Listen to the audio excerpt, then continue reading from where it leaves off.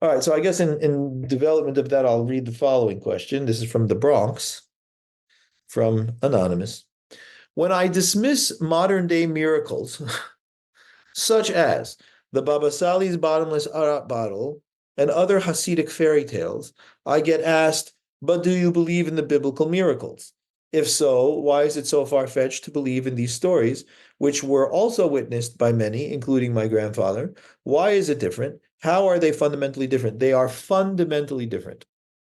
The way that they are fundamentally different is to recognize that you have to ask the question, right?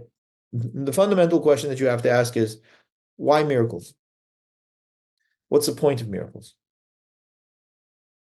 So there's an assumption in what you're asking, right? The assumption what you're asking is that miracles themselves are there to woo us, right? They're there to kind of prove something to us. They're there to be able to get us to recognize that, there's a God in the world and we should believe in the Torah or something because the Ara doesn't finish or whatever the case may be. And nothing could be further from the truth, right? It is a terrible mistake to think that the point of miracles is to get people to believe in anything. That is not the point of miracles. So when you recognize that that in and of itself is a flaw and a fundamental one, right? It's a fundamental flaw. Well, then you recognize that the things that the Torah is presenting as miracles and the things that you are talking about with regards to the Hasidic fairy tales or the Baba Sali's Arak or whatever the case may be are completely different things. So let's use the most famous one, right? The splitting of the sea. What does Harambam say about the splitting of the sea? Harambam says about the splitting of the sea, look, I mean, it was a logistical thing. This was a logistical tactic. It was not done in order for the people to believe in God and the Torah and Moshe Rabbeinu. Not only that, Harambam writes more than that. He says that a person who believes because of miracles, yesh bilibo dofi, he's got a crooked heart.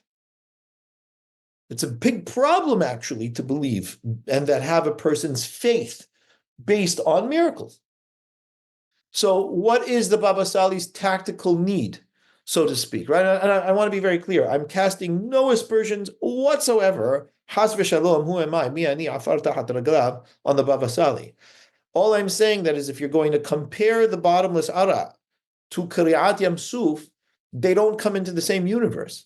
One is a magic trick, or some kind of trick that comes from whoever the Baba Sali is. And the other is a logistical entity or a logistical tactic that is presented by Kadosh Baruch Hu for Bnei Israel to be able to come to safe haven. So okay, there was a need for it at the time, and that was it. It wasn't look what I can do, woo woo, right?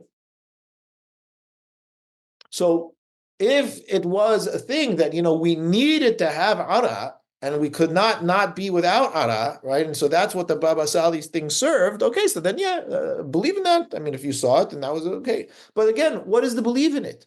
Believe that it happened? Regardless, whether believe in it happened, didn't believe in it happened. I don't know why is that Ma'aleh Morid. Why should that make any difference whatsoever? The bigger question is, what difference does it make? What difference does it make? So the difference that Kriyat Yam Suf makes is that HaKadosh Baruch Hu opened a path for Am Yisrael where there was none. That's the significance. And what is it? Vayishma Yitro said, well, Yitro heard this and said, Atayadati, look, HaKadosh Baruch Hu actually cares about you. There is a commitment that HaKadosh Baruch Hu has for you. Look what he did. Not, wow, the sea split, he must be God. I mean, that trick is just the top trick. And that's the whole point. That's the whole point about the makot and so on and so forth. It's not about magic tricks. It's about what is Hakadosh Baruch Hu's relationship to Am Yisrael and to Paro and to so on and so forth, all in their own thing. So the fact that astonishing things happen, okay, good. Hazak Baruch, astonishing things happen all the time. What difference does it make? So it's not a matter of believing in them or not believing in them. It's much more important question to say, okay, so the Ara did not finish. Now what? What would you like to say as the implications of that? What are the points that you'd like to make with regards to the fact that the Ara didn't finish? I don't know. I can't imagine what on earth, that what difference that would make. That's all.